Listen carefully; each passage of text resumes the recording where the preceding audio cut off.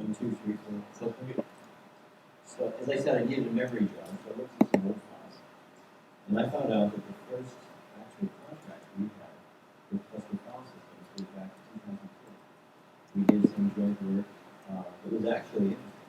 It was some RDMA work over direct PCI. And I don't know if Eric Barton is still here. Eric, remember that? Remember that? Maybe not ideal memories, but I remember the long conversations in the middle of his night or the middle of the night. So we did that. In 2003, we actually supported Lustre at NCSA before Lustre was even 1.0. And that was quite a learning experience. It was fun, and we'll all remember it.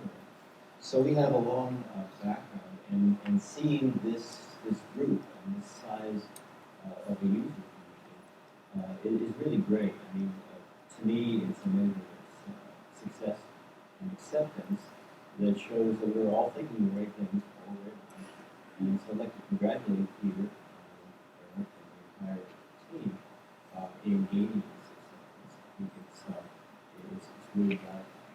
So again, congratulations. So I want to tell you what we've been up to and some of the code that we've been writing. But first, fast refresher course just on what we do and kind of the concept of this parallel storage architecture, and then I'll tell you about some new code that we've actually worked on that you can utilize. So as you know, we have a device that provides parallel access buffers. So we actually have receiving transmit buffers on the front end, there's switching involved. It's all direct access to the front end. And we also offer parallel access to a large number of disk drives. And so the obvious reason to do that initially, of course, is for performance. So you can aggregate performance from disk drives. But the less obvious reason, I guess, is to aggregate reliability. And normally when you look at MTBF numbers for a system, you take the MTBF of the drives divided by the number of drives in the system, you say, well, that's the MTBF of the system. And hopefully you want to at least achieve that in some systems that actually don't achieve that. So we have this definition of quality of service that I'll kind of get into in a little more depth.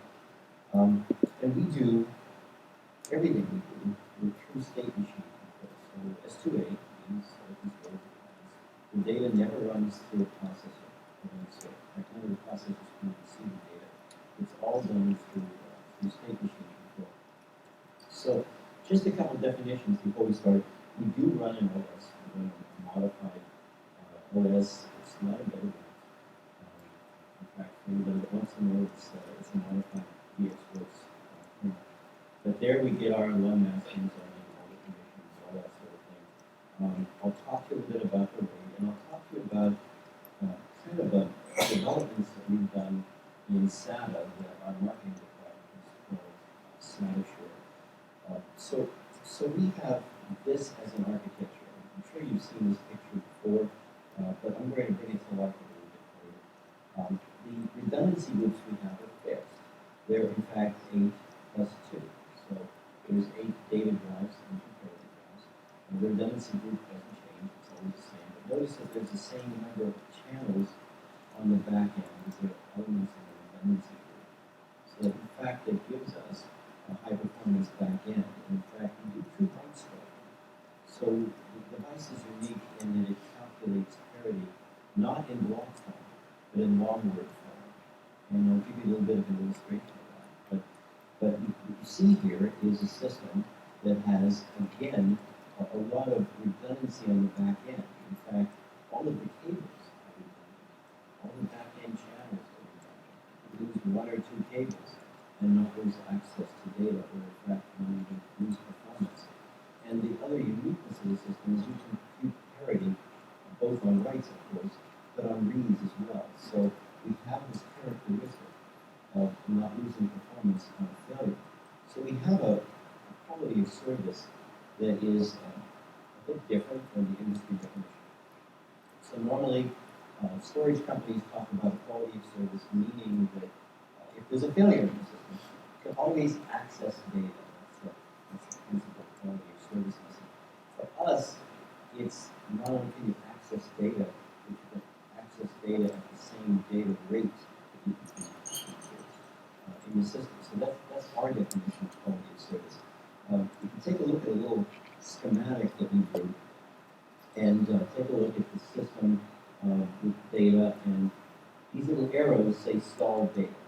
Okay, they say data that is slowed down. So, so let me tell you a little bit about SATA drives. You can have a SATA drive that's been executing commands and producing data in milliseconds for months, all of a sudden take 30 seconds to execute a command.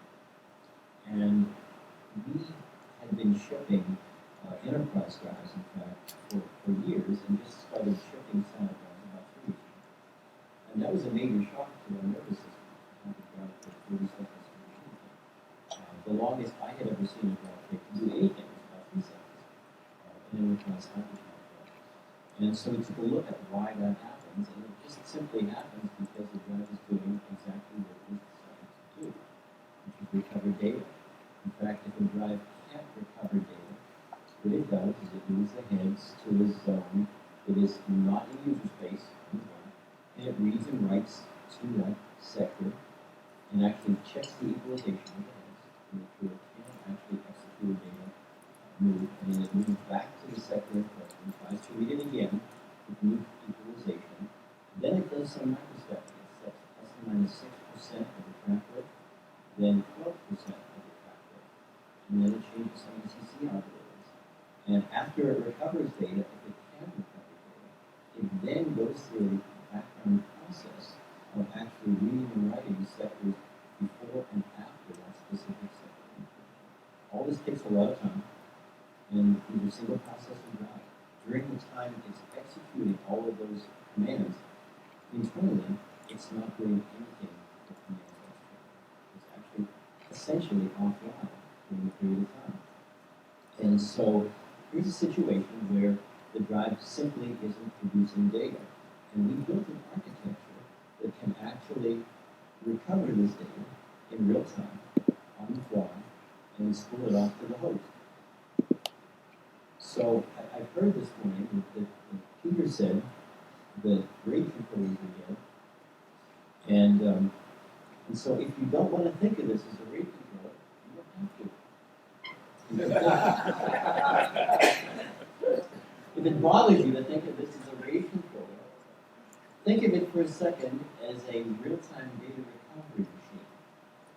And if you want to think about data recovery machines, think about, for example, satellite downlinks. Okay, the same kind of thing happens.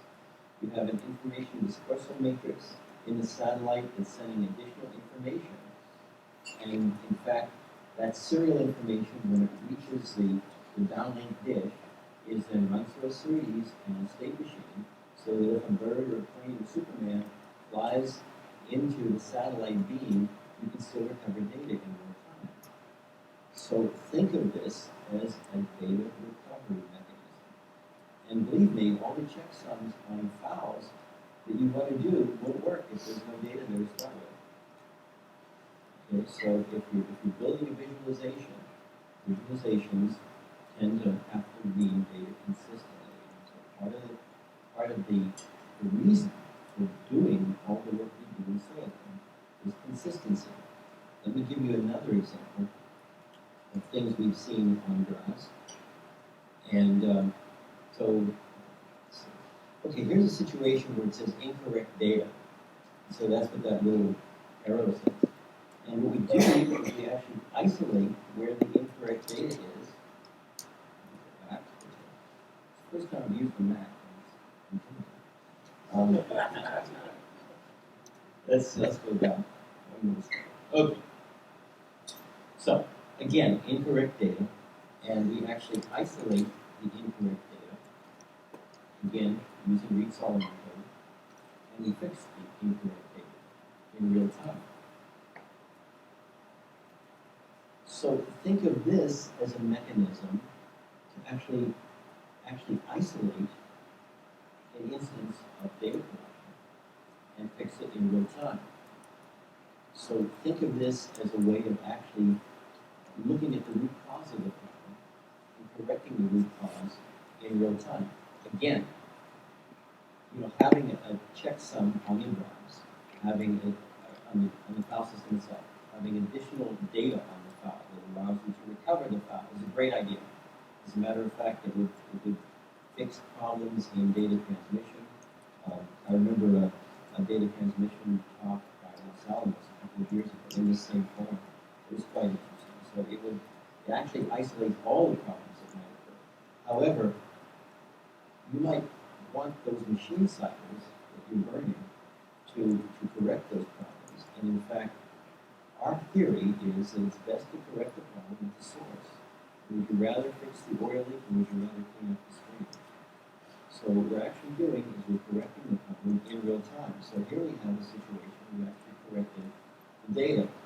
Now, let's say that it wasn't a transmission problem where when you reread the drive, data is actually incorrect on the drive. What we can do, since we have the data in cache, is we can actually disperse the data back down to the drive in question. Actually, in reality, we really only write one drive. And we can correct the error on the drive in real time. So we have this concept of a self-healing array, an actual array that can heal itself. And I've often told customers to take one of our devices and test it. Actually put data on the device, actually benchmark the device, run IOR or something so you actually know the data rate that you can achieve with this device. And shut it off, take a drive out of the system, and put it on another computer center. And write some kind of data. And bring it back, plug it in again, and start data reads. What you'll see with our system is not only will you get the same performance that you're accustomed to initially, but you'll find that the data that you've corrupted on that specific drive is fixed in real time. And you won't notice any performance penalty to do it. So we offer a measure of data integrity, we offer a measure of self-healing, and we also offer a journal. And in fact, drives don't fail. If you read grade papers, what you'll see is there's always this concept that drives are either working or failing. The system is either operational or degraded. That's absolutely not true. I can tell you, after shipping 500,000 SATA drives and having them operate in the field, that's just absolutely not true.